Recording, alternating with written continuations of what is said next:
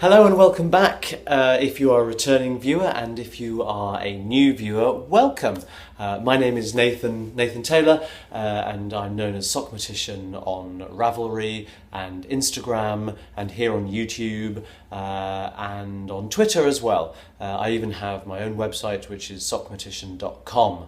I'm delighted to see you here. This is my third episode. It is As Yet Untitled, so I think I might wait until I get further into the episode to decide what I'm going to call it. So we'll just have to see how that goes. It's like that. There's a TV show on British television hosted by a comedian called Alan Davis, which is also As Yet Untitled, and it's a kind of talk show, and they work it out as they go along, and that's exactly what I'm planning to do here. Welcome. It's the first day of April, so this is a real podcast and not a joke. I promise I am real. I'm pinching myself and yeah, I think I'm real. I would just like to say a big thank you to everybody who has been in touch over the last few weeks and made me feel so welcome to the podcasting world. It's been really very gratifying, and I'm absolutely delighted to know that so many people are enjoying watching and listening to me burble on, which is something I seem to do without a great deal of difficulty. I like a good burble. I come from a family of burblers. My mum, my dad, and my sister. There's only the four of us in the family, although therapy again. My parents divorced when I was 10, but they're still very good friends, so we all still get together as a family, even though they're both with other partners now. But growing up, it was me, my mum, my dad, and my sister, and all of us can really talk. I know that Ben, sometimes my husband, sometimes when I get going onto a story, he's like, you can see him rolling his eyes a little bit, and not in an exasperated way, but just in a, all right, here we are. Bedding down, I'm going to be in it for the long haul. All of us like to put in all the detail. My mum, if you're talking to my mum, particularly if you're talking to her about food, because my mum does have a bit of a soft spot for food.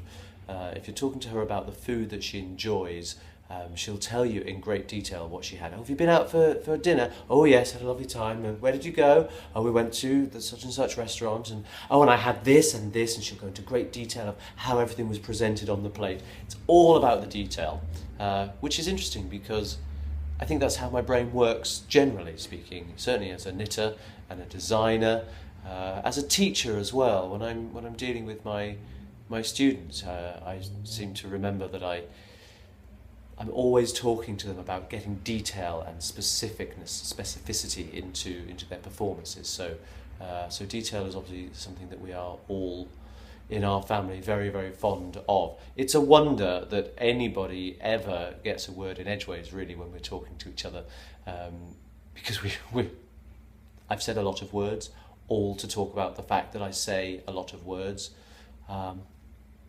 I think you get the drift. Both of my podcast episodes so far have been upwards of an hour and a quarter, so what can I tell you? I talk. I enjoy talking. I've got my little my notes here to prompt me with what I'm supposed to be doing. You know, I am prepared, I promise.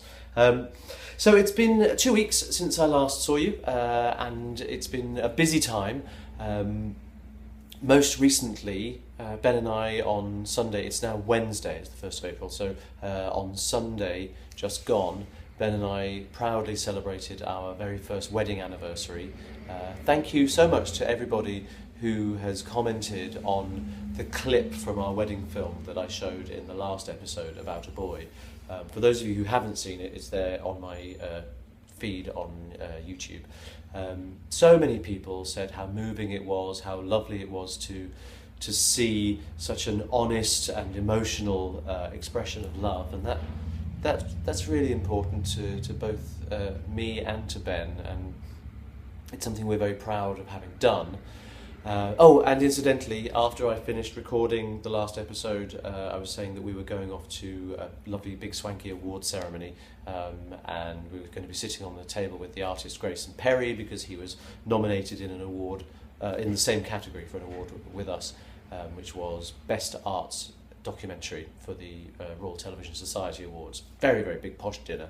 And Grayson was there looking fabulous in his full regalia as Claire in the full drag. He looked absolutely amazing. It was, and he's a delight. And yes, he won. Ben and I, we didn't feel at all disappointed because we sort of knew he was going to. I mean, his TV show was so amazing. Clearly, ours was as well, don't get me wrong. But Ben and I had both thoroughly enjoyed watching Grayson's shows called Who Am I? And we had absolutely no surprise at all to learn that he was going to win. Although it was a little bit awkward because we, as I say, we're all sitting on the same table, so there was no getting away from the fact that as the winner was announced, and of course the heart's pounding, even though we didn't really think it was coming our way, but we thought, well, what if, it'd be lovely. And then when Grayson's name was announced, we were genuinely clapping, but having to do the gracious loser face. And I'm always reminded of that episode in Friends where Joey is having to pretend to do that, looking very, very worthy winner, and then gets it completely wrong when the cameras are on him. And of course there were loads of cameras in the room because everything was being projected on massive video screens on the stage, so it would not have done at all well to be looking grumpy if the cameras had happened to be pointing at us, which was quite likely as we were on Grayson's table. So we didn't win, but it's absolutely fine. We got the Grierson. We got the, where is he? John Grierson, there he is. We got the Grierson Award last year, so we're absolutely fine with that. So our anniversary came around, and it is genuinely so extraordinary to think that it's been a year since the wedding. The 7.5 weeks leading up to the wedding, as I said, were some of the most stressful and high-pressured moments of my life. And the doing of it was an extraordinary thing. But I guess it's hard for me to tell because I've only ever been married once. I only planned to be married once. I've only been married the once, and it happened to be in the form of a high-pressured film musical. And I was having this discussion with a friend of mine at a party recently who was saying, a knitter's friend, a knitting friend actually, who was saying that, they thought their wedding was stressful enough, what must ours have been like? And I was like, no, wait. Every wedding is stressful. I've only ever lived through mine, so I only know how stressful mine is. I have no idea how that compares to somebody who's not doing it in the form of a film musical, who is perhaps getting married in front of all of their friends and family, and isn't as used to standing up in front of people as I am, perhaps because of what I do for a living. So maybe that is all the pressure that they need, and it's a big responsibility. I sort of underestimated it myself because I got swept away with the doings of the circus leading up to our wedding, but actually the actual getting married itself, it's a big deal and it matters. It really does matter, and that came as a bit of a surprise. So all of those things will happen for everybody else, I would imagine. So yes, it was incredibly stressful, but for me, the one thing that has set our wedding aside is it stayed current. And that's because of such a response to it from so many people. And with the recent broadcast in Australia, so if anyone's watching in Australia, hopefully you got a chance to see it a couple of weeks ago on ABC. It was on their iView website for a few days, I think, but it's now gone, so you've missed it. But because of things like that, and because of the award ceremonies and stuff, a year later it's still incredibly present in our minds. So for both Ben and me, it's never gone away. And that's brilliant. I mean, I could happily relive it again and again and again to the day I die, because it was such an amazing experience. But I assume that for most people, no matter how important their wedding is to them, for everyone else around them, people get on with their lives and go to other weddings and things like that. Whereas for us, people have been wanting to talk to us about it, and it's kept it very fresh. So it is impossible to think that it's a whole year. My very good friend Lisa, who I was at drama college with, she is one of my dearest friends. I've often said if I didn't have my own sister, Lisa would be that person in my life. We're incredibly close, and I am the godfather to her daughter Poppy. She invited us up with her husband Mark. She invited us up for dinner on the anniversary day itself, and they wanted to make sure, that we were celebrating with friends and having a lovely time. What we hadn't realised was that they had something else planned for us, which was rather special. We arrived, it was about an hour and 40-minute drive up north of London to get to their house, and we arrived a little bit later than we'd planned, and that was purely and simply because it was Sunday morning and the clocks went forward on Sunday morning, and Ben and I did that classic clock catastrophe and didn't change the clocks. I mean, I've been doing this for 41 years, nearly. So it baffles me to know how I managed to... I knew about it, I knew it was going to happen, and then just thought, well, I'll wake up and it'll be fine, and set the alarm, and hadn't changed the clocks. So, of course, when we wanted to get up at 9:30, being a Sunday, wanted to lie in, it was 10:30. And we should have been on the road by 11:30 to get to them for 1 o'clock, whereas we also had things that we wanted to do. Ben and I got married at Alexandra Palace, the home of British television, and we wanted to make sure that we went up to Ali Pali, as it's fondly known in this country, on the morning of our anniversary, just because it's become such a special place for us. And it's only a couple of miles, so I can actually, looking through the trees, I can actually see it now. I have quite a tall building, and there's only trees opposite and the underground station here in North London. So there's no buildings, and it's great. I can see straight through when it's winter and the trees have no leaves on them. I can see straight through, and on the hill over there is Alexandra Palace shining at me in the evening sunlight, looking gorgeous. Hello! So we wanted to go over there because it's become so special for us, and wanted to take some photographs and mark the occasion. And we couldn't not do that because it's our first anniversary and it was important. We wanted to make sure that it was all, we ticked that box on the first one, otherwise we'd have felt that we'd missed out on a lovely opportunity for remembrance. And so by the time we had done that and then got on the road, we were a little bit late. I digress, but the point of me saying all this is that when we arrived, Lisa had been waiting, looking out for us, and she'd opened the door before we even got up to the doorstep, which is a little bit unusual. And Poppy, my goddaughter, was there, and she was acting a little bit strangely, and I thought she got a bit shy, which is unlike her, because she's quite forthright and quite outgoing. For anybody who has seen our wedding film, she was my ring bearer, a beautiful little blonde 8-year-old girl who's now 9, who walked down the aisle carrying my ring, actually carrying Ben's ring to give to me to give to Ben. You know how it goes. And so I wondered what was going on, and Lisa said, "We've got a surprise for you." And she led us into the living room, and then suddenly from behind their sofa up popped 4 very familiar faces belonging to Philippa, Dylan, Dea and Silver. Now Philippa is Ben's best friend from his university days, and Lisa is my best friend from my drama college days, and they don't know each other at all. They met at our stag do and then again spent time together at the wedding. And they hit it off really, really well. And apparently they've been promising each other to try and meet up for the last 12 months and never got round to it. So when Lisa was inviting us up for dinner, she thought what an amazing idea it would be to surprise us and have Philippa and Dylan and their 2 children with them as well. And it was so incongruous. It was so bizarre to see. I saw Dylan's face first of all, who's a face I know really, really well, in Lisa's living room, which is a place I know really, really well. But those 2 things just... I felt I was like short-circuiting and everything was like malfunctioning. It was brilliant.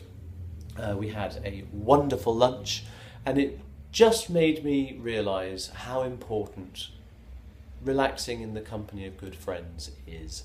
These are people that both Ben and I have known for more than 20 years, and we can just totally relax in their company and just enjoy being ourselves. Lisa had cooked an amazing spread from some yotan ottolenghi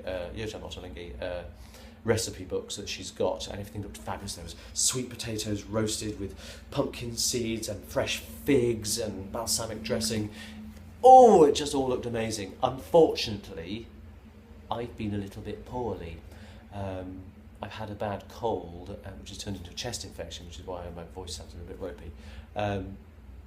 And I couldn't taste any of it.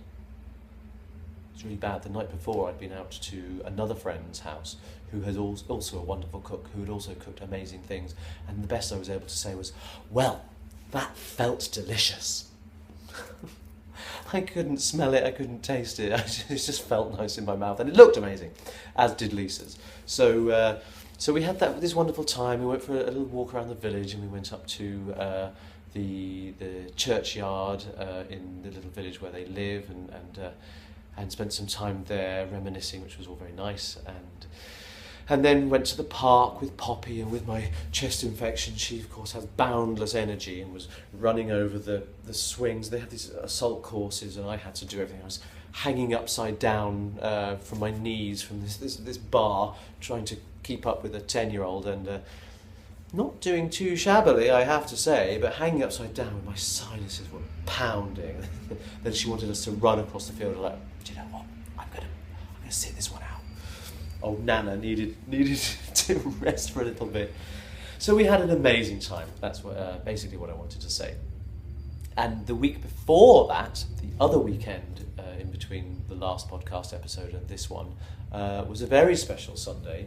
It was the world premiere performance of a new composition by my fabulously talented husband, Benjamin Till. Go and check him out on benjamintill.com. T-I-L-L, benjamintill.com.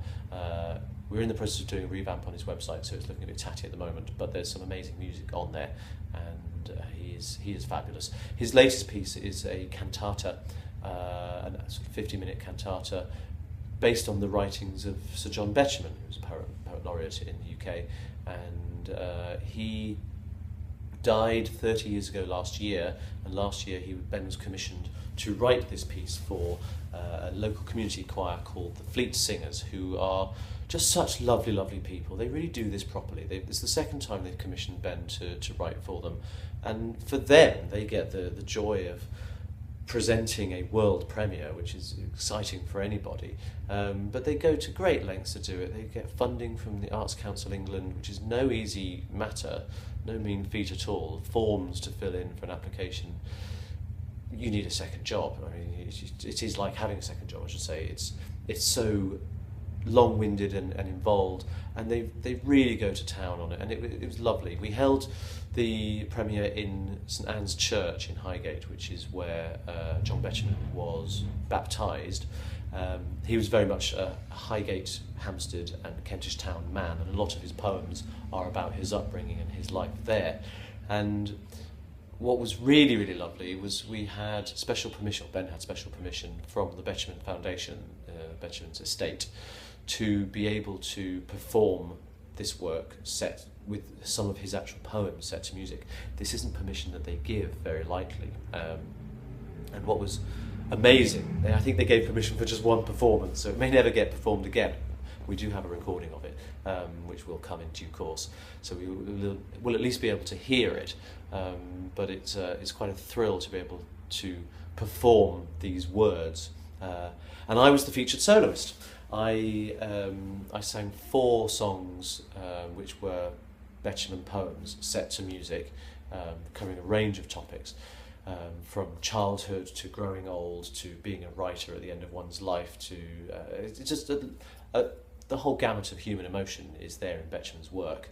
And the choir sang not Betjeman stuff, but poems by local people inspired by the work of John Betjeman.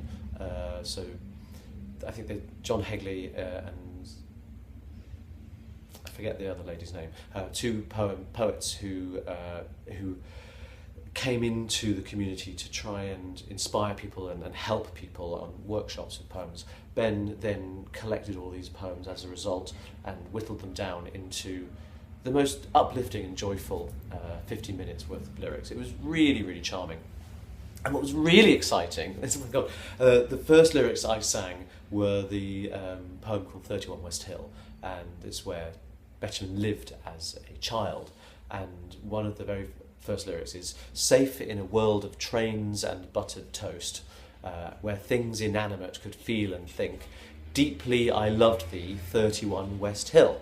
So he starts off by talking about buttered toast and then mentions the address. Now, St Anne's Church is on West Hill, so it's literally just down the road from where Betjeman grew up. And what we didn't know until afterwards was that the current inhabitants and the owners of 31 West Hill were there in the audience. And they'd had such a lovely time, and they'd really enjoyed Ben's music, my performance, the whole performance as a whole, that they came up to us afterwards, and they've invited us round for tea with buttered toast.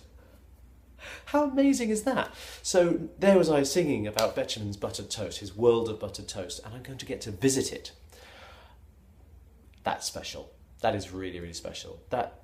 It's things like that you can't ever foresee when you do projects like this. It was just lovely. The choir excelled themselves. They did a really good job. It was tricky for me because I was on the verge of being ill, and it was a completely unamplified performance, and it was absolutely packed. The church was full, so it dampened the sound quite a lot, and I was having to raise my voice above a string quintet and piano, string quintet, not quartet, and piano and the choir. So it was a bit of a bellow for me, but we got there and everyone seemed to really enjoy it, so I had a really, really lovely time. So it's been busy. It's been a little busy time for me. How about you guys? How are you? Well, are you enjoying life? Are you enjoying your knitting? Are you getting on with things and doing the things you need to do, or just enjoying doing the things you want to do? Both have value, don't forget that. What's on my mantelpiece was a question I answered last time with the Grierson Award. Other people have been asking things about what's up there, and I was just wondering, Ben has placed something on the mantelpiece. He knew that I was going to be talking about this, and he's just placed something there that I didn't expect to see there. So there's a couple of other things there that, if anyone's interested, you might want to ask me about. Ask me in my group on Ravelry, it's Sockmatician over there, and maybe next time I'll answer. Somebody did, however, ask about this item here on the wall behind me, and I wanted to talk about that just to answer the question. Someone said it looked like a pillow on the wall. Well, it wouldn't be a very comfortable pillow. I forget who asked the question, I'm so sorry, I really should have planned that in advance. It's a plate. It's a ceramic plate, and it's from a company called Poole Pottery, Poole in Dorset, in the south coast of England. They make these wonderful, richly coloured pottery items, and Ben is a bit of a collector. It's the only one you can see, but over here on my walls to my left, there's a whole series of them. There was in 2000, I think it was, for the Millennium season, I think they commissioned a set of plates called the Planets, and we've got 7 of them over there, although one is the moon. So there's others in the set that we need to sort of bring together. They're now collector's items. They don't make them anymore. So whenever we do get one that we can afford it, we'll snap it up. This one is from the same kind of set, and it's the sun. So it's got lovely great colours in it. In fact, just above it, which you can't see, just out of shot, there's another one which is the sun in eclipse, which is very, very vibrant. They're gorgeous, they really are nice, and they hang very nicely on the walls. So that is what is on the wall behind me. But what crazy things are on my mantelpiece? Who knows? I have also been asked twice, and I actually meant to talk about this in the last episode and completely forgot. There's so much else going on. But I've also been asked about my tattoos. In my first episode, I had a short sleeve shirt on, and I have tattoos up and down my left arm. It's not the only place I have tattoos. I have lots of other tattoos as well. But somebody was asking about them, so it's time to strip, really. I'm going to show you. So excuse me while I just disrobe for a moment. Chat amongst yourselves. Who knew that there'd be striptease going on? There we are. So these are the tattoos that people were asking about. I have a full arm of them, but only on the inside. Nothing on the outside. Nothing there. and it goes all the way up to my shoulder, which I think, yeah, that's the last one there. There are 74 different symbols on my arm, and they've been there for about 4 years, I think, 4 years. I had them done in 2 separate sessions. A lot of people think that I'll probably just add to them as I feel like it, as I go along, but it was very meticulously well planned and thought through. The reason why there are 74 symbols and not any other number is because I was born in 1974. It's that simple. And there's a whole variety of different symbols on my arm. They come from different cultures, different philosophies, different religions, different parts of the world, and they all mean things which I find either inspiring or things that matter to me, or things that inspire me, are things that I can aspire to. So I have Egyptian hieroglyphs, I have letters and mathematical symbols, I have alchemical symbols, astronomical symbols, I have Native American Indian symbols, Aboriginal symbols, musical symbols. There's all sorts of things. There's Chinese I Ching, there's Nordic symbols, there is Latvian stuff there, there's Celtic, runic, and a couple of other things in there for good measure as well. So what I may do is I might start talking about one of my symbols to my podcast. If this is something that you think you might be interested in, let me know, and I will happily do that. A lot of people say to me, surely as an actor, being so heavily tattooed, because it makes quite a statement, is not such a bright idea. Well, you might be right. So far, it hasn't been a problem, but then I've only been quite so obviously tattooed, as I say, for about 4 years. I have other tattoos as well. I have this tattoo on this arm here. This one here has been there for, must be getting on for 15 years now. I was on tour around Europe with the Rocky Horror Show. I was playing Frankenfurter on the European touring production, and we were having an amazing time, and it was summer.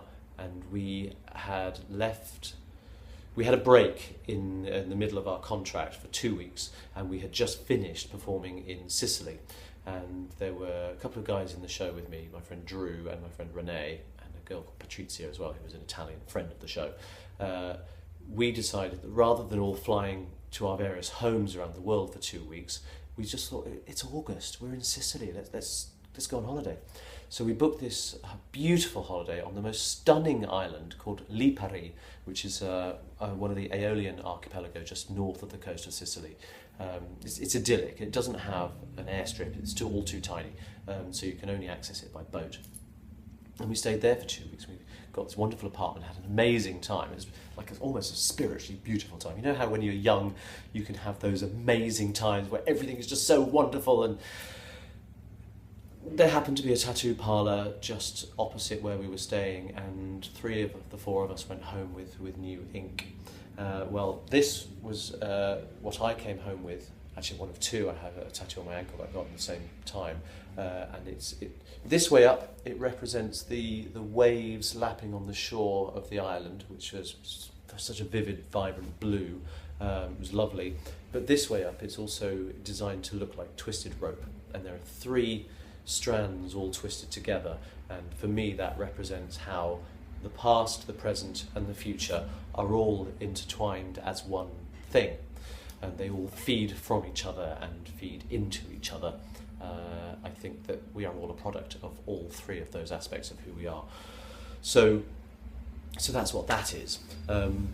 So that's that one, talked about today in great detail. I also have a very large tattoo on my back.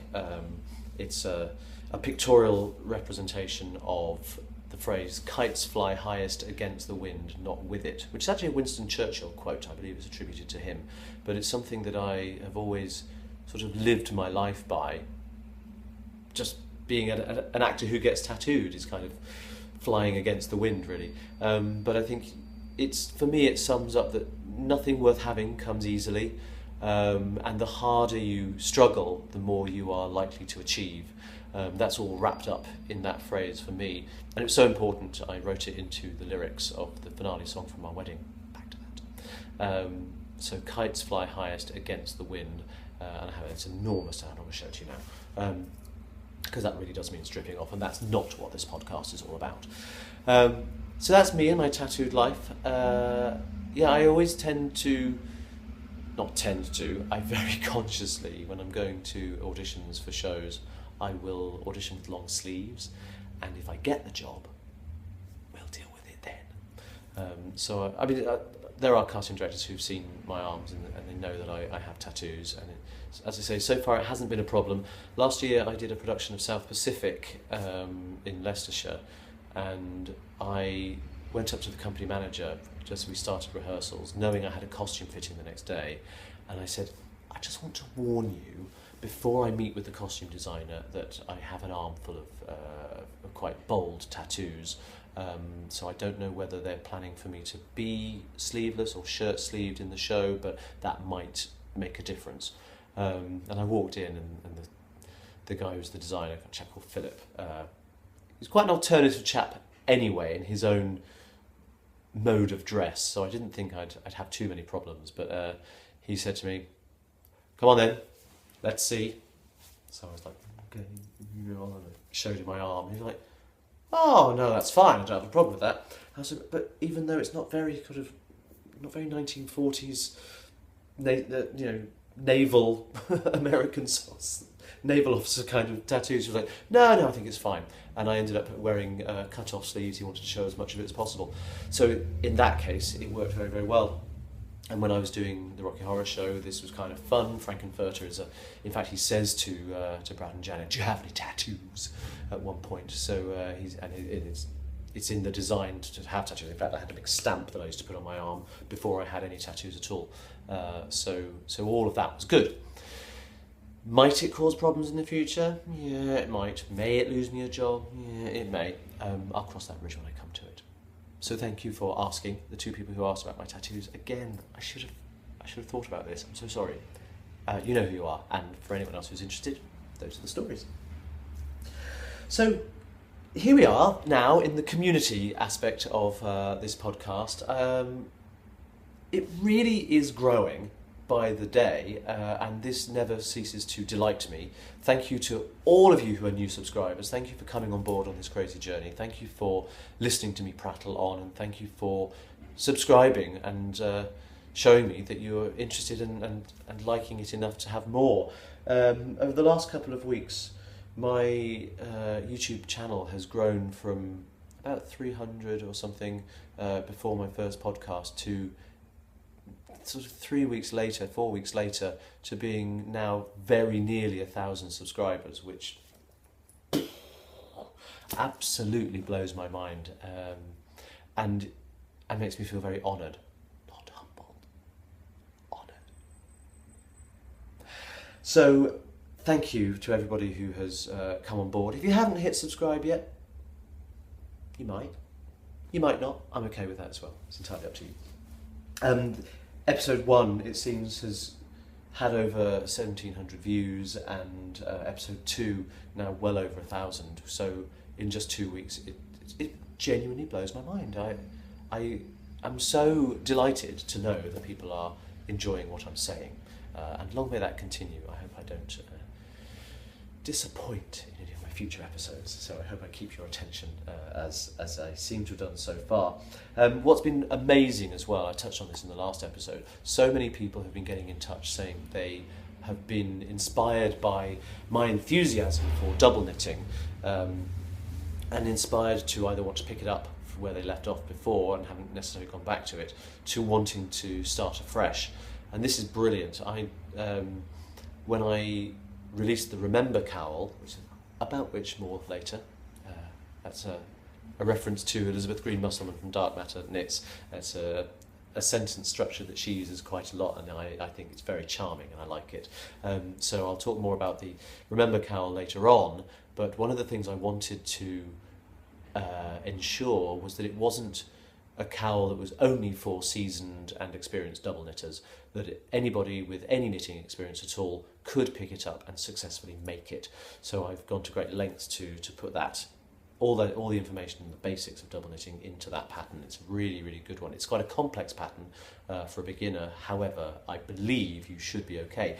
And Wiley K on Instagram Instagrammed a photograph of her, and she's probably about an inch into the cowl, and she's obviously done the cast on, and she started, and it's her first ever DK pattern, and she says, she thankfully, very complimentarily said how easy it was to follow and how well written and clear the pattern is. So that's a big relief, because you never know.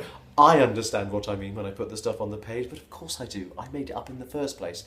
To know that somebody else has found it really clear and understandable is brilliant. So Wiley K, thank you very much. Also, Marie, who has living in Chard down in Somerset, has got in touch, and we've been talking about the possibility of me going down to Somerset, which is where I grew up, and I have a family just down the road from Chard. One of my mum's branches of the family is down there. She is in discussion with me about trying to fix up dates to get me down to visit their local yarn store and teach a double knitting workshop, which is brilliant, and I'm really, really committed to making that happen. So Marie, here it is on the podcast. It's going to happen. I know you're away, and when you get back, we'll talk. So that's been brilliant, and I know there are lots of other people as well interested. So I still haven't set up the DK FAQs on my group on Ravelry, but I will get round to it. It's been a busy couple of weeks, but I promise that's definitely going to be something that I want to let burgeon and grow. So there will be an FAQ section there. So if you have any problems, don't forget I do have a problems with DK thread on my group. So if you are worried about anything, or there's something you don't understand, or you're looking at your knitting and going, is this right? Post a photograph there, and I'll do my best to help you. Stash enhancement. Last weekend was not just our anniversary, but on the Saturday, which was the 28th, it was our monthly craft and cake. Now, this is at Julie and Sam's house. That's not one person, Julie and Sam. Julie and Sam, who are two friends of ours who happen to live together. They're not a couple, but they happen to live together. And they are both keen knitters, and they are the reason that I knit. They're the ones who bullied me to start 4 years ago. And every month we go to their house for craft and cake. It's great. What better way to spend the afternoon knitting, chatting, eating cake? Julie made the most incredible raspberry passion fruit mousse sponge cake. It was so tangy and so zesty and so delicious, and it just sort of fell apart in your mouth. It was absolutely lovely. And she makes lots of jams and things, and looks after us really nicely. So we were there, and while I was there, I took possession of the other half of the yarn that I'm planning to use for the third in the series of my fractal scarves. They're not going to be called fractal scarves, and I hesitate to keep calling them this because it's going to be a name that sticks. They do have a name, the suite of patterns does have another name, but to say it would give too much away about the bits that I'm trying to stay secretive and close to my chest about. So the fractal scarves is what they are for now. I think a while ago I showed you the orange yarn that I'm planning to use. Well, the black yarn that I wanted was a custom dye. This comes from John Dunballum, who is easyknits.co.uk. I love his stuff. His colours are so brilliantly vibrant and saturated. So this is the stuff that you've already seen. It's orange. It's like orange, and this is in the colourway Van Gogh, and it's called Cherish. The base is called Cherish. It's 8%. That's not right. It's 80% superwash merino, which this one does say. Can you see here? This one definitely does say 80%, but just to prove that I'm not being a little bit crazy, this one here says it's 8%. John, naughty.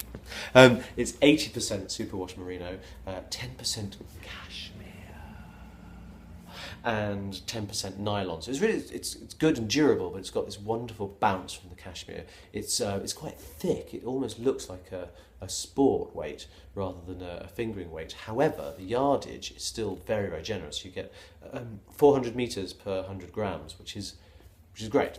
So I've got 2 of these, and I wanted a black, and I wanted it in the same base, because I love the feel of this so much. It's really, really bouncy and really squishy, and it is just lovely. I haven't worked with it yet, but I know it's going to be amazing to work with. So I asked John if there was any chance. Actually, no, I didn't. I started off by saying, did he know of any similar base to this that I could get in black, because I know that's not one of the colours that he was doing in this type of base. And he looked at me slyly and said, "Is this your roundabout way of asking me if I will do a custom dye job for you?" And I said, "Well, no, but yeah."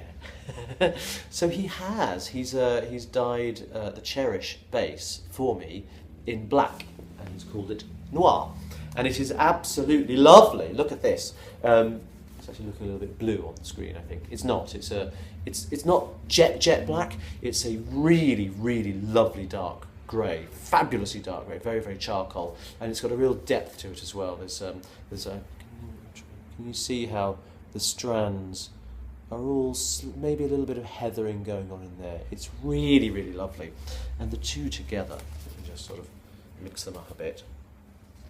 It's going to be so gorgeous. I cannot wait to start this project. This is one that I've been formulating in my mind for a very long time, and I genuinely cannot wait to get going. I may not be able to start for a little while, for something I need to talk to you about a bit later on, because the other 2 scarves are also on the needles and other things too, and other stuff going on, but this is going to be a joy. That's it. So that's my stash enhancement. That's all I have. I think I mentioned before, I am not really buying loads of stash. I don't want a massive stash. I don't want to feel overwhelmed by one, but also I don't have the money.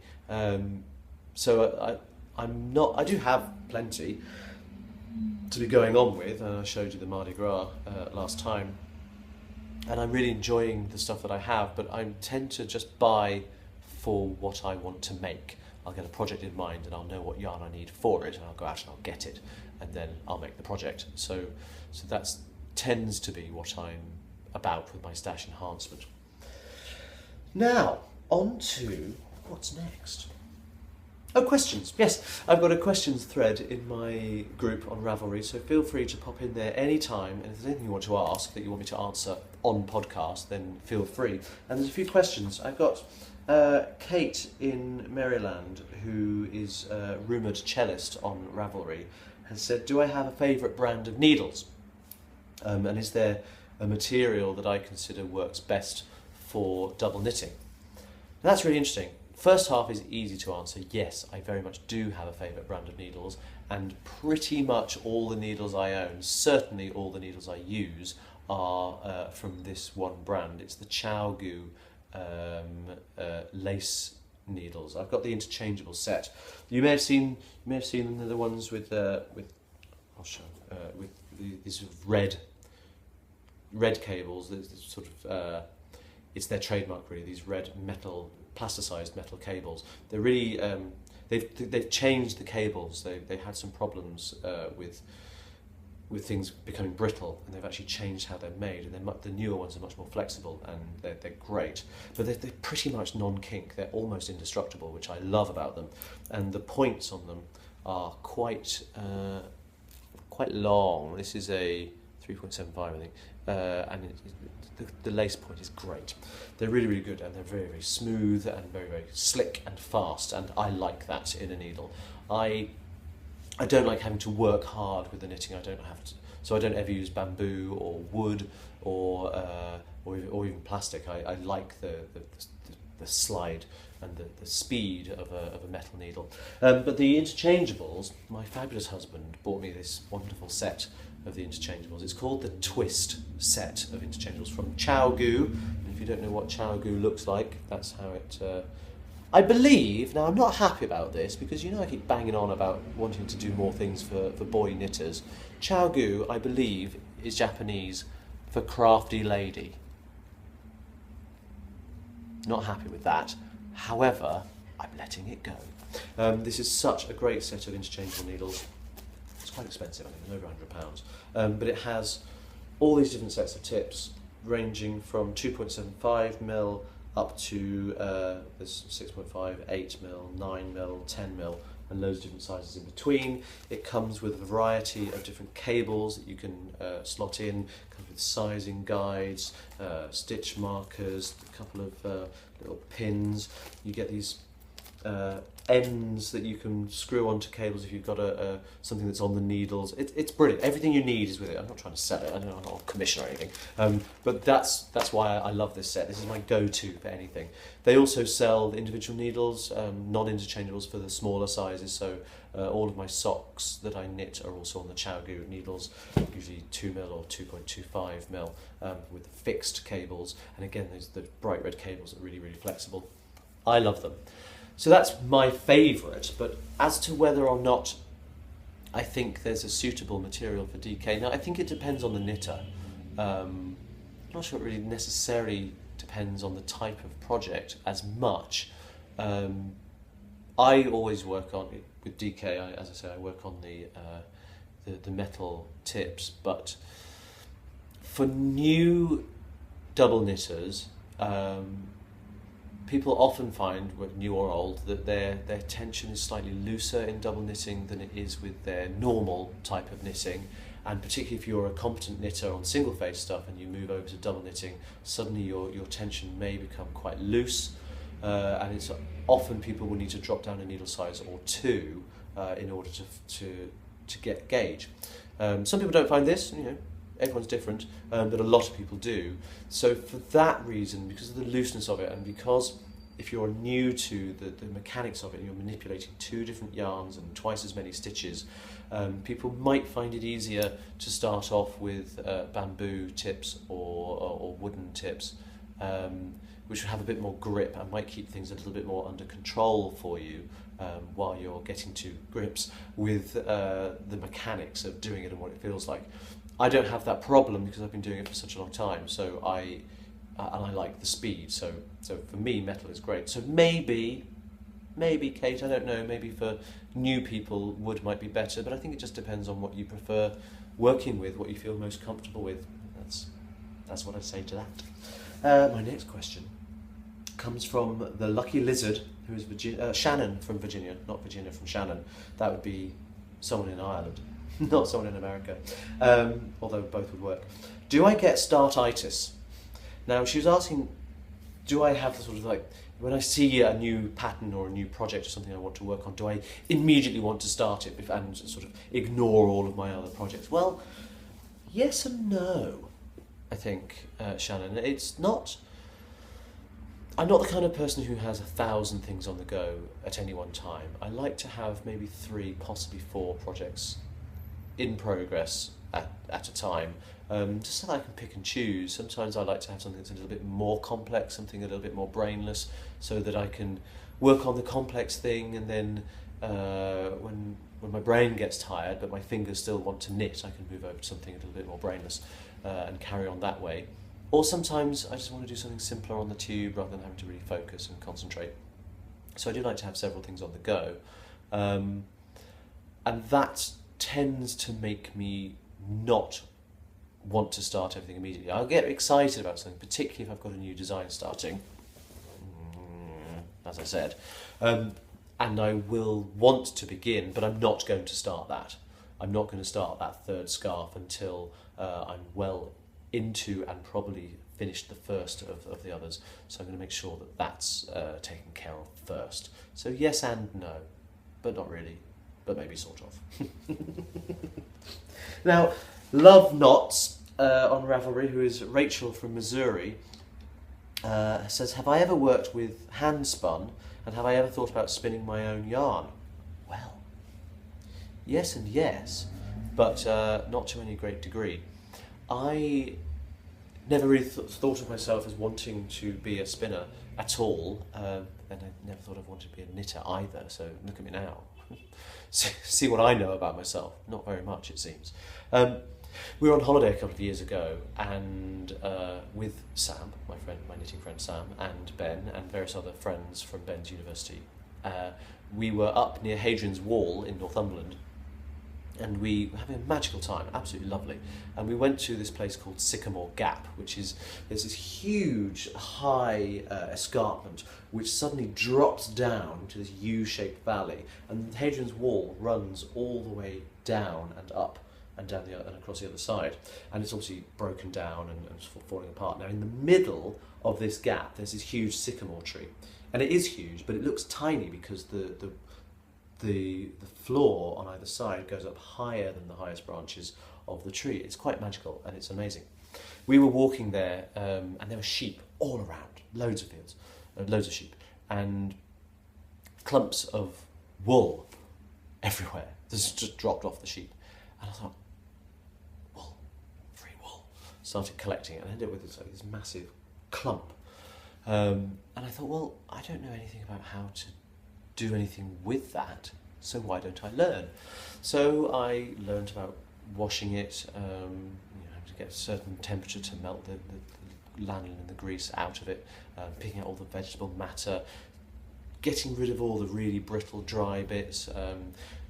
I borrowed some combing bats that a friend of mine had, combing pads I should say, and learnt how to sort of tease and comb the wool and get rid of all the tangles and turn it into little rolags. And I bought myself a spindle online, just a very cheap drop spindle, with which I was going to try and knit. I think I had about 15 or 20 grams of this wool, and I thought, well, it's not enough to make anything with, but it'd be a nice accent in a hat or something like that. So I planned ahead, and the farm that we were staying on, this campsite, had 2 alpacas on the farm, and one of them was called Mamba and one of them was called Night. They're both black alpaca, and the shop sold the wool that comes from their own alpacas. So I bought some of that, and I thought, well, with the white there and the black of the alpaca, the white sheep's wool and the black of the alpaca, those two things together would make something lovely, a hat maybe. And then I thought, while we were there, I'd visited the town of Sanka, and those who've watched this podcast before know that I've become obsessed with the Sanka knitting, and I knitted the black and white scarf. So black and white for me at the time was Sanka, and that holiday was all wrapped up in Sanka itself. So I thought, well, I'll do a hat with some of the Sanka patterns in it. Brilliant idea, I thought. Backtracking, with the spindle that I bought online, it's just a very, very simple piece of dowel, hook, and a whirl. It's a top whirl. I thought it came with some fibre to practice on, and I thought that's a great idea. Rather than waste my painstakingly collected, washed and carded and rolagged fibre, wasted on being a bit rubbish, why don't I do some practice? So I spun 100 grams of this other fibre. I don't know anything about yardage. I don't know what I did. I learned about plying it. It took me ages, made my arm ache. I was really enjoying it, but it was difficult. But I'm actually quite pleased with the results, and I have it here. I haven't knitted anything with it. This is my very first attempt at hand spun. It's kind of a bit scratchy. I don't know what it will be. It might never actually be anything. That thread is just what's holding the bits together. But it's not too bad. Of course, it's a little bit lumpy, and some of it's all right. It's not too bad, is it? It's quite nicely balanced. It's well set now. It's been there for a little while, so I'd hope so. So that is my hand spun practice, and then I did get on to spinning the rest of it. It was terrible. It was a really, really bad idea to collect sheep's wool because it's the tatty, dry bits that fall off the sheep. It's not the nice, moist, well-oiled stuff that's nearer the sheep's body. The old spinning adage of rubbish in, rubbish out kind of holds true, and it was awful. It was hairy. It was disgusting. But I persevered, and I knitted it with the hat, with the black alpaca stuff, and made a terrible hat. here's the hat I made. This is one of the Sanka patterns. It's one of the tweed patterns, which is not the grid of squares, it's the little all-over patterns, and it's called the shepherd's plaid. And I've got these little Estonian braids, or Latvian braids, or whatever, I forget what they're called, there, and I made a big old bobble with whatever I had was left. And it's all right, it doesn't fit me very well, it's okay, right? You know, it's not very comfortable. The ribbing gapes too much, and the stranded is so not my forte. It's really not my strength at all. So it's not great, but I did it. And what I am very proud of is the fact that everything in this yarn, this white yarn here, I picked it off a field. I did everything. I knitted it, and I can wear it. So that for me is a matter of some pride. So thank you to Rachel for that question. And Wiley K. Oh, Wiley K, who I've already mentioned. Hello. I don't know what your actual name is. It may be K. You're in Michigan. How do I select yarns for double knitting in terms of the fibres? I'm not sure there's a great deal of science in it as far as I'm concerned. I tend not to go for things that are going to be too thick and heavy, because obviously double knitting is double the thickness. I try not to go for things that are variegated too much. A gradient is great. I'll come on to that in a minute.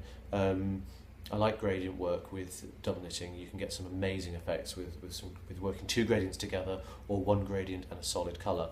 That always works very well. But variegated yarns can tend to be a bit busy, and it can break up the blocks of colour, and you can lose the work that you've put into it to create the pattern.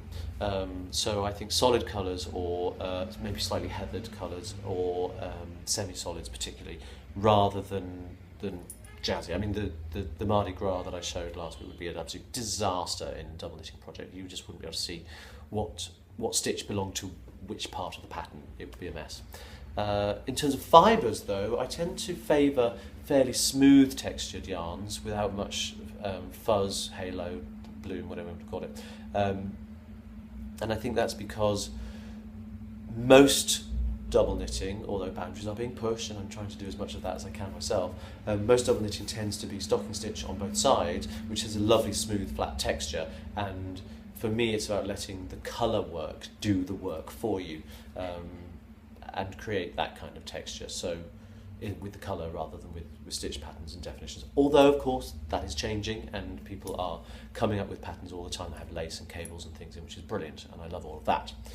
So not really a science in terms of for me, and another double knitter may say something entirely different. But for me, that's what I would tend to do with my yarn choices. Something fairly smooth and something fairly limited in its colour range. Obviously, go as bright as you like, but stick within one colour palette, I would say. So now on to the actual knitting. Gosh, it's taken me nearly an hour to get onto knitting. My whips are essentially the same as my whips in the last two. I'm still knitting Josh Rix's Greek Fire shawl, which is the replacement shawl for the one that Ben left on a train the first time he took it out of the house. I'm really enjoying this. As I said in the last one, I've gone down the road of using the German short rows. It's coming along very nicely. It's getting larger and larger. It's a really nice pattern. You know I love it, Josh. You know you do. You know I do. And I'm into the next section of the short rows to create these striped panels, which is really lovely. I'm loving it. There's a lot of ends to sew in with this pattern. I'm not going to lie, it didn't thrill me the first time I made it, and I'm sure it won't thrill me the second time. But them's the breaks. If you want the nice pretty patterns, you've got to work out how they get done structurally and mechanically, and if this is how, then this is what one needs to do. I'm okay with that. But again, it has a bit of a fringe down one side. But it's really lovely. It's knitted with the Cascade 440, I think it is, which is really soft, and is the reason why Ben's able to wear it, because he's terrible with wool itch. But it's really nice and soft, and I'm really looking forward to finishing it and completing it. and presenting it to him. And there's my short rose section, looking all very tidy and lovely with the German short rose. I've been an entire geek with German short rose. As you know, I'm the biggest exponent of them, and wraps and turns are dead to me. You find me now one very unhappy podcaster. I know usually when we get to this point in my podcasts that my phone cuts out because of memory space. Well, it did, and that's what's just happened, which is fine. And I started recording again.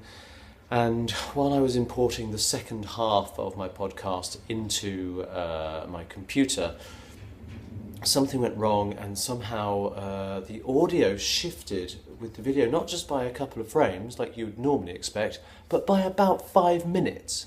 It took me a long time to work out what was going on. Bizarrely, I've lost the audio for the first part of what I had recorded next. So now the lighting is entirely different. I'm top lit, which is not doing anything for my complexion.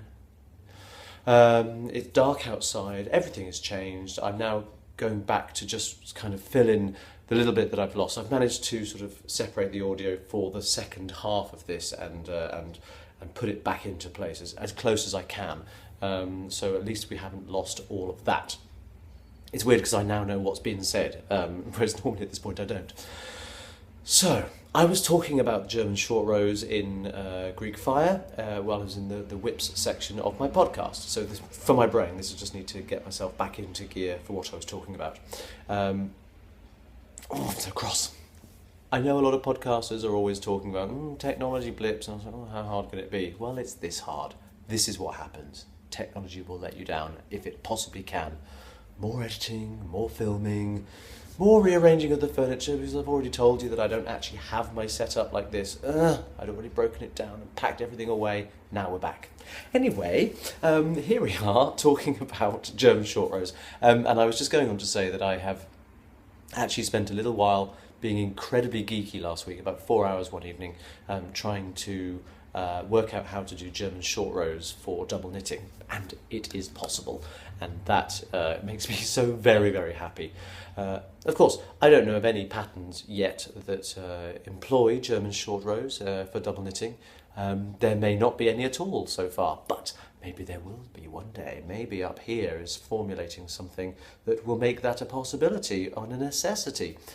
So what I'll do is I will, at some point in the near future, put a tutorial for German short rose in double knitting. It's actually quite simple, as you'd hope, because German short rose are kind of simple. A little bit of slipping around to do, but you're absolutely fine. So that's the Greek fire done. The next thing that, in my whips section is the gilt socks. I still feel really bad about these socks. I promise I have done some. I shouldn't feel guilty. I've been really busy. I haven't done a great deal of knitting at all, and I've been knitting on other things. But here's how I'm getting on with the gilt sock. It is longer, I promise. It's probably about an inch longer than it was last time I showed you, and you can see how there's many more pattern repeats. The texture, actually, this top lighting is looking quite nice for the texture, so maybe all is not lost. I'll stretch it out so you can see exactly what's going on. We've got these twisted stitches, these columns of twisted stitches going down here, and blocks of knits and pearls. It's a very simple pattern, but it's actually quite fiddly to knit, and I think that's what's causing me the problems. Don't get me wrong, I like complicated, I like intricate stuff, but this is kind of fiddly without giving you the brain food to enjoy the nitty-gritty of it. It's a 5-stitch repeat. Some of the stitches are knit, some of the stitches are pearl, some of them are knitted through the back loop. So you kind of got to keep your head in the game. It's not by any means complicated. And you know what? I'm doing it a disservice. It's going to be a really nice sock. I'm really enjoying the texture. I think it's going to look great. It's just not my favourite thing to knit, which is why it's not growing very long, very quickly. So bye-bye sock. I promise I will finish. On the go as well still are my fractal scarves I mentioned earlier. The fractal scarves are, I don't want to call them that. Anyway, I don't want to get into that. I can't remember if I've discussed it in this episode or not. But I'm working on both of them simultaneously, the first two of the trio. They will be a trio of complementary scarves based on the same intrinsic formula formula of the fractal in mind, which I don't want to name because that gives too much away of all the stuff that I'm trying to be secretive about. But I originally was planning to release them as an ebook, but then I thought maybe I should probably release them separately. This way I can do it as they come out, as I finish them and move on. I don't have to wait too long. But also, I think people's pattern buying habits are changing, and you may not want to make all three of them, so why would you want to fork out the money? If you want one, you just buy one. What I might be able to do is work out some kind of discount scheme so that if you buy all three patterns, then you get a reduced rate across the three. I don't know. That's something to consider. So the first one is quite a wide scarf. This is the one done in fingering weight. Actually, this will be the second of the two patterns, but the one I'm talking about first. It's the one of the most complex of the three iterations of the fractal structure. So there's quite a few stitches across each row. It's about 54 pairs, I think, so 108 stitches, something like that per row. So it's quite slow going, but it's growing really well. It's becoming quite eye-popping. I'm knitting it in a vibrant lime green from Easy Knits, and their key lime, deeply wicked fingering weight, and black, and the two they're really eye-popping together. It's going to be quite an arresting scarf, quite mind-boggling, which is great. And the other one, which is the DK yarn weight version of the DK technique scarf, which is the simpler version of the fractal. It's the same basic pattern, but the simpler version of the fractal. That one's growing quite well. It's also less complex for my brain to cope with, so I'm able to kind of be a little bit more aware of where I am in the chart at every stage of the game. And there are lots of sections where there's 8 rows which are the same, so you can just go, okay, I'm into 8 rows of repeat, which is great, and you just knit the colours as they present themselves on the needle, which is brilliant. So it's great for TV or tube knitting, which is fabulous, and I'm looking forward to that. The third one, well, that's it for whips really. The third one of the scarf is yet to be done, and that's the Cherish yarn that I was showing you earlier. That one's going to be completely different. It's the same basic pattern, but I'm going to be knitting it with totally different techniques, and it's going to be very exciting indeed. It's hard for me to chart it out in advance, because although I've been formulating it in my brain up here, I don't really know until I get it on the needles what stitches are required, what kind of textures and stitches are required to make it work the way I want it to. So I think essentially I just need to plough in, but I'm not going to do that until I've at least done the first of the other two. I don't like having too many things on the go at once, so I'm going to be very strong-willed about it and leave that on hold, even though I'm gagging to get going on it. Then I can start charting it as I go along. And this is where I'd got to where the sound came back on my clip. So I'm going to sign off for now. I'm going to blur and see you in a moment, as if it was a couple of hours ago, as if none of this ever happened. And once I've got a sense of how it's evolving, then I'll be able to go, oh, this is how it works. These are the mechanics, and I can probably chart the whole thing from there. But it's going to be a bit of a beast to knit. It's not going to be huge, but it's going to be quite complex, and I'm really looking forward to starting it. Really, kind of salivating, thinking about getting my head into some complicated double knitting techniques, which a lot of people must think I'm utterly crazy for, because isn't knitting supposed to be downtime? Isn't knitting supposed to be sort of meditative fun? Meditative. I want stimulating, I want intricate, I want to properly get my teeth into it. That's what double knitting is for me. That's not to say that it's going to be unknittable. Oh, heaven forbid. No, it's not. It really isn't. It's going to be quite straightforward, and as always, there will be tutorials and things on the go to... Why am I trying to justify anything? I enjoy the complicated stuff. It doesn't mean I'm going to get rich. I'm sure it won't. I'm sure that there are lots of people out there who just look at it and go, it's lovely, but it doesn't look like fun. And a big part of knitting is supposed to be fun, so what's going on here, I don't know.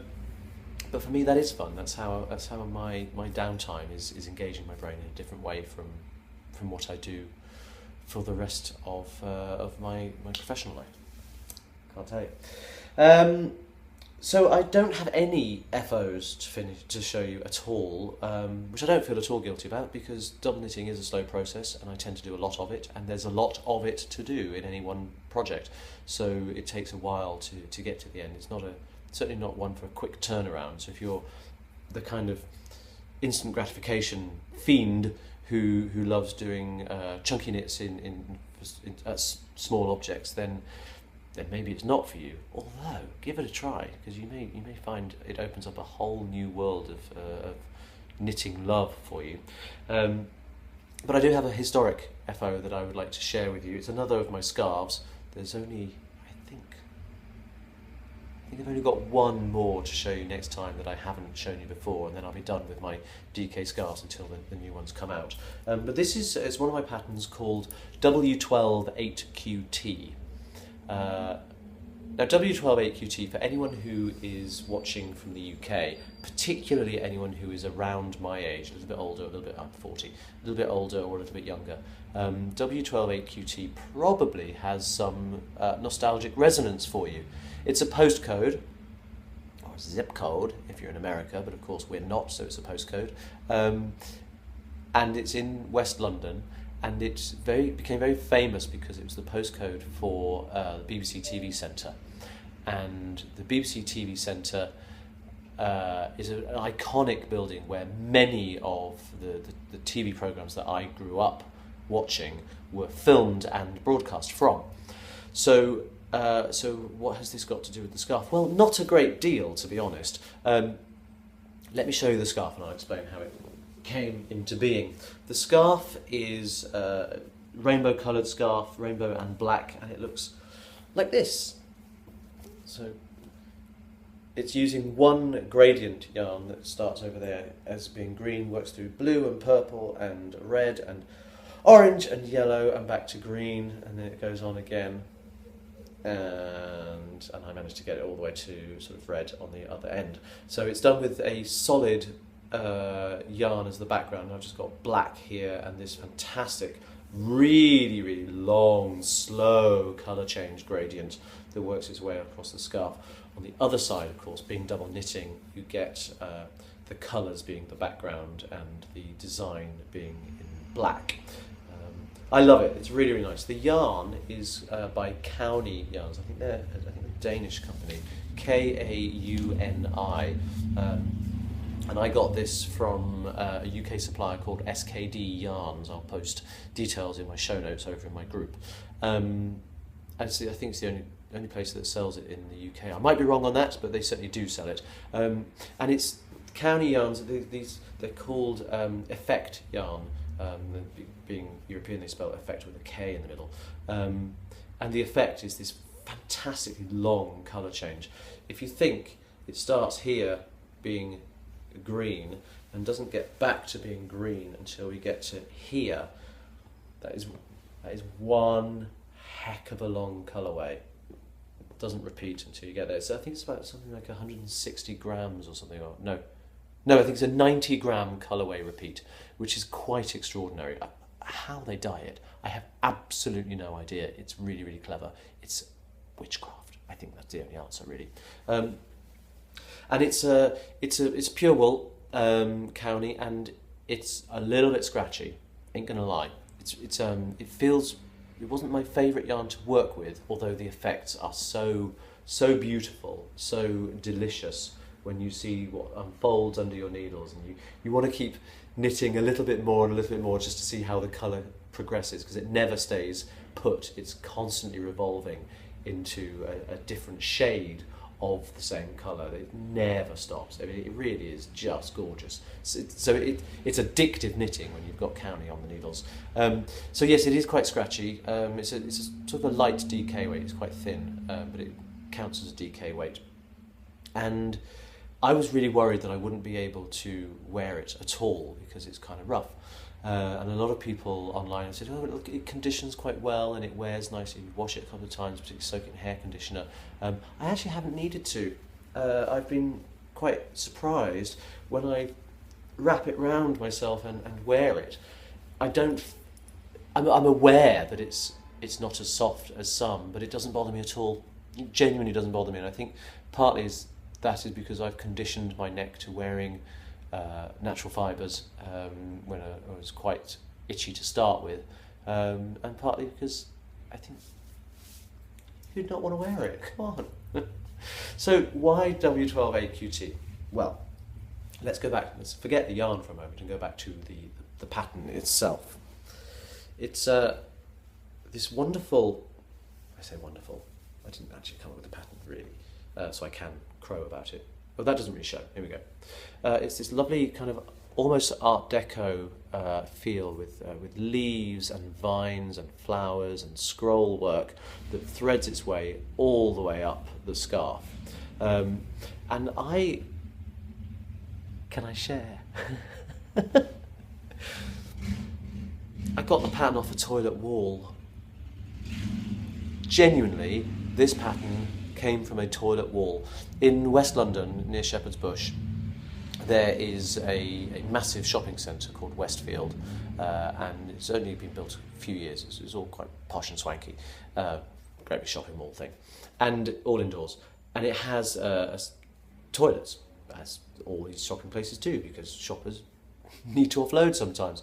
And there's a wall as you walk towards the toilet doors. You turn yourself right, my right, to go to the gents, and left, my left, to go to the ladies. But in front of you, there's a tiled wall, and it's a very, very subtly tiled. It's tiny little mosaics, and they are cream and very pale green. And as I walked past, I realised that they weren't just randomly speckled with the pattern. There was this beautiful. Did I say Art Deco? I meant Art Nouveau. If I said Art Deco earlier, if I didn't, then forget what I'm saying now, but I meant Art Nouveau. This lovely Art Nouveau pattern. And my brain immediately went, squares, knitting chart. Out came the phone, click.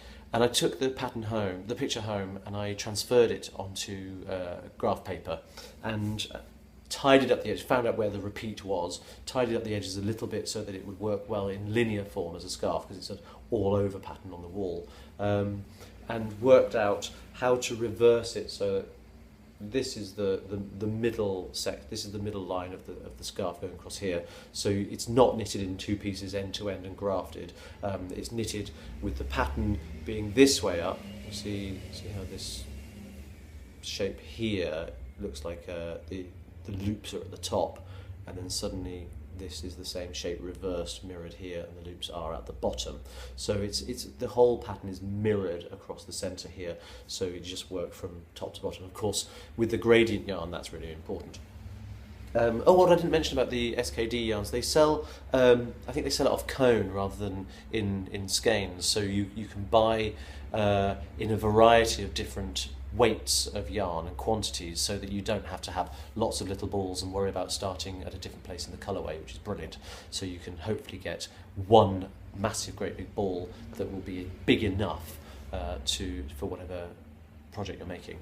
It's brilliant. I can't recommend them highly enough. They don't just do the rainbow stuff, they do a lot of other colourways as well. And so if you get two of their gradient yarns sort of working either in opposite directions or working together, you get some really, really fascinating play with the colours. Gradient yarns are fascinating.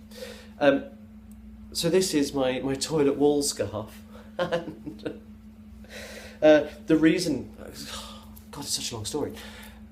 Backtracking again, the Westfield Shopping Centre is just over the road from the BBC TV Centre, so because of its geographical location, I wanted to name it W128QT, which is the postcode of BBC TV Centre and home of many of my fondest childhood memories.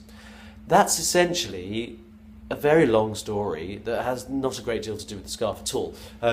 So this scarf is available in my Ravelry store. It's a very easy download, very easy pattern to knit, really, once you've got the basics of a double knit cast on, working the edges and the mechanics of it, and the bind off. Tutorials are all out there. It's just a case of following the patterns on the chart, so it's really nice and easy in that respect. There's no special techniques involved. The only problem is because the pattern repeat is quite large. I think once you get into it from about there to about here.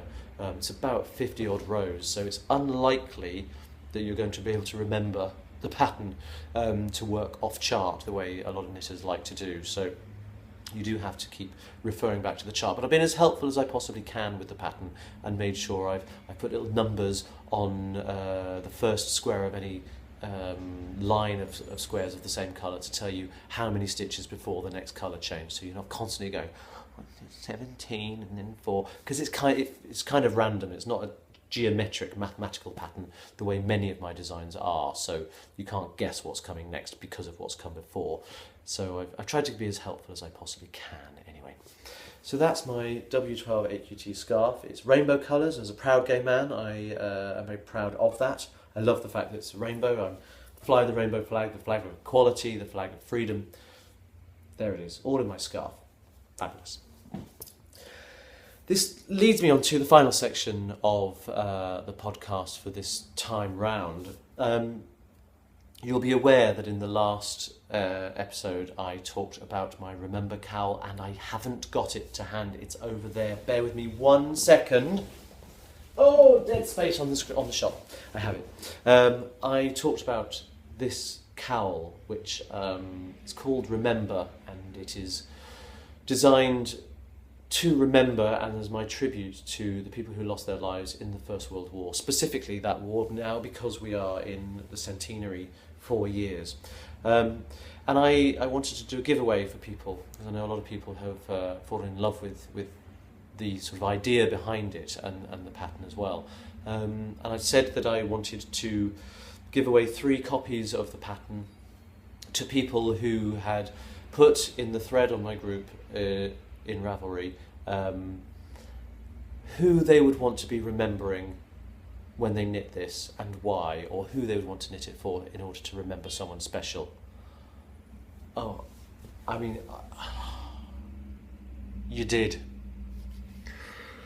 The things that people have been writing in that group have just been utterly overwhelming. The stories, the candidness with which people have been sharing their sharing their stories and sometimes painful memories has just been, well, it's been incredibly special, and I don't say that lightly. I really do not underestimate what it took for people to write some of the things that they shared.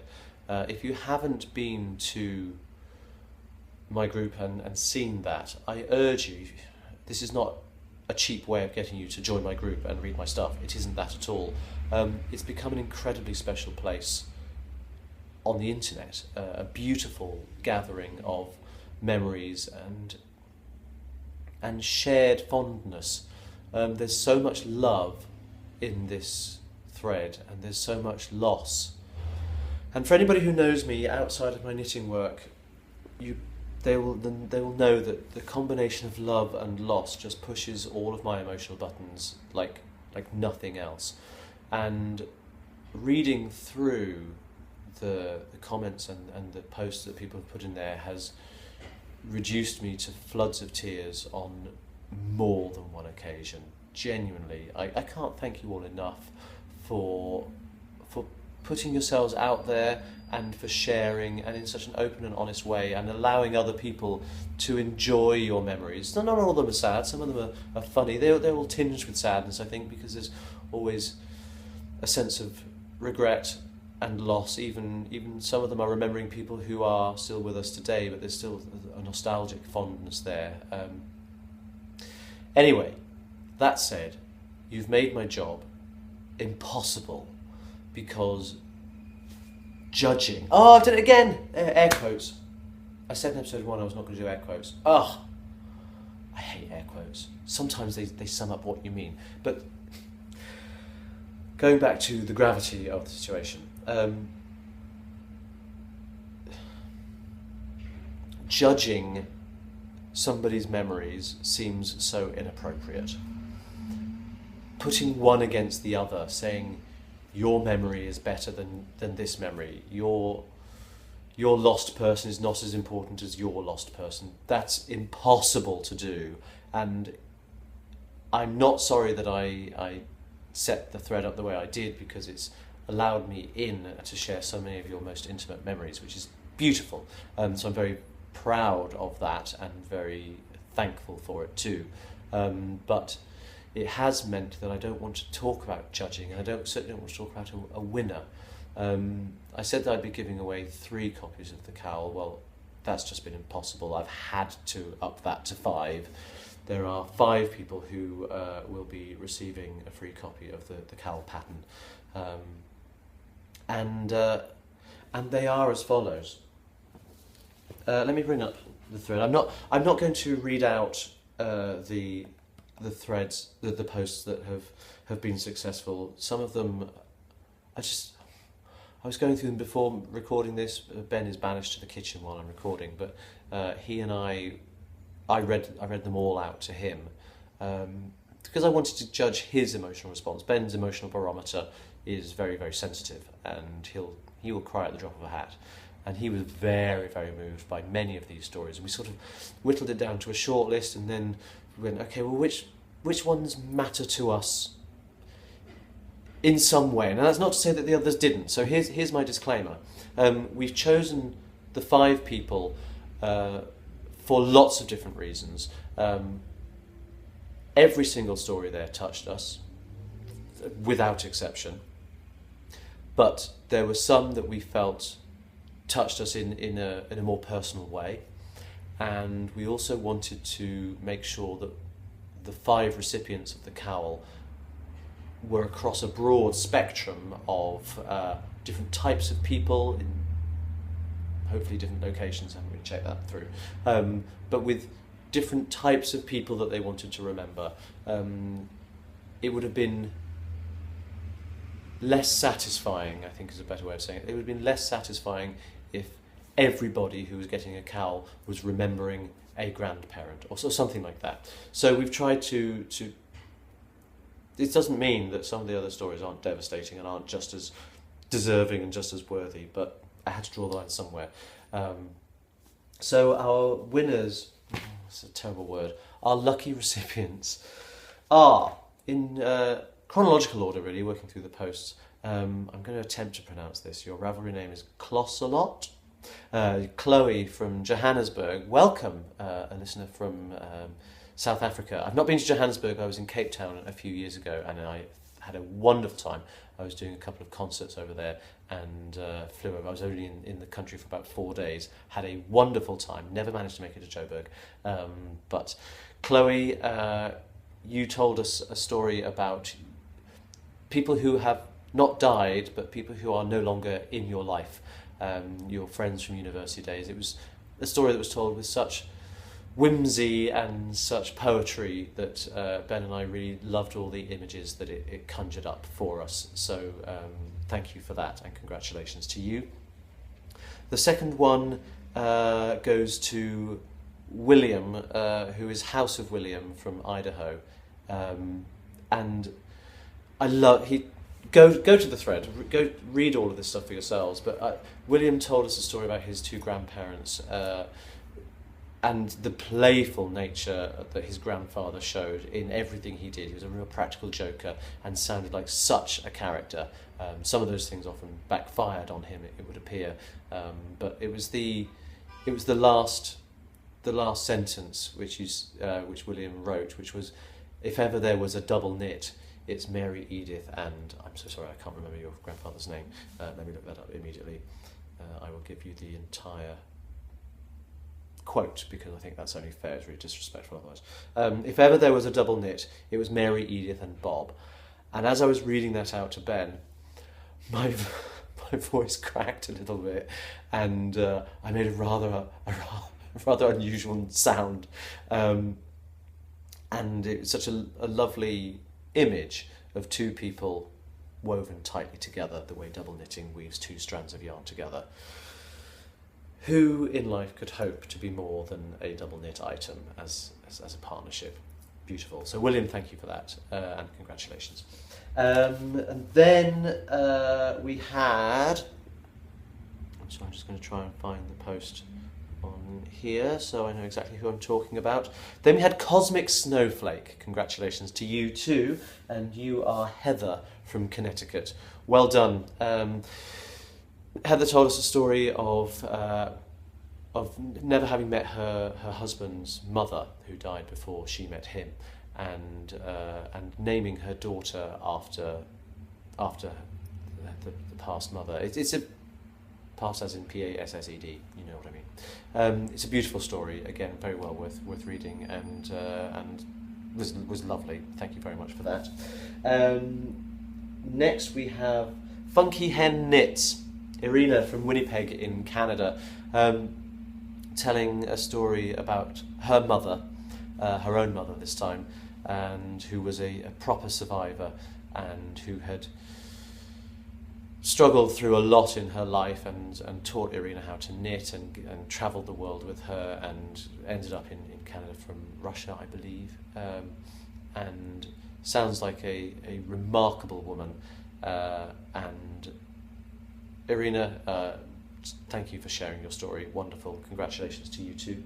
And finally, we have Poem Lady on Ravelry, who is Audrey from Rhode Island. You told us a story of your best friend who sadly died of cancer, but was not going to let it beat her down. She may have succumbed in the end, but it sounds like she went not without a fight. And I loved the name that her friend had for her disease. It's not safe for work, not suitable for work, so I won't say it here, but go to the thread and, I will, who cares. She called her cancer bullshit, and I think that shows such fabulous strength of character. I'm getting choked up even thinking about it now. So well done. So that's Chloe, William, Heather, Irina and Audrey. Congratulations to everybody else. Your stories have touched me so much. Thank you so much for sharing. I wish I could just open it all up, but that would negate the whole point of making it some kind of giveaway. It's been a wonderful experience going through all of your posts, and I have loved it. If you haven't read them, head over to Ravelry now. It's called Remember Cowl Giveaway, and I've locked the thread now. There won't be any more posts, but it makes such wonderful reading. Thank you very much. To you five, please drop me a PM on Ravelry and let me have a proper email address for you, and I will send you each a one-time use link where you can download your own pattern for Remember, and really remember your cherished loved ones. Thank you so much. There will be another giveaway next time. I think I don't have time now to talk about it. This has been going on for quite some time, this podcast. It's the longest of the three so far. So I just want to round up by saying thank you so very much for listening. I have enjoyed so very much talking to you. I'm enjoying more than you can possibly know, getting to know you on the various different platforms. Who knew that social media could be so sociable? It's been a real thrill, and I thank you very much from the bottom of my heart. I wish you a wonderful couple of weeks of knitting. Enjoy Easter. I'm going up to my husband's brother's wedding, which is going to be great. It's the first time I'll have been to a gay wedding that's not my own, so I'm really looking forward to that. So Tim and John, good luck for the big day, and I look forward to seeing you all very, very soon. Thanks a lot. Bye.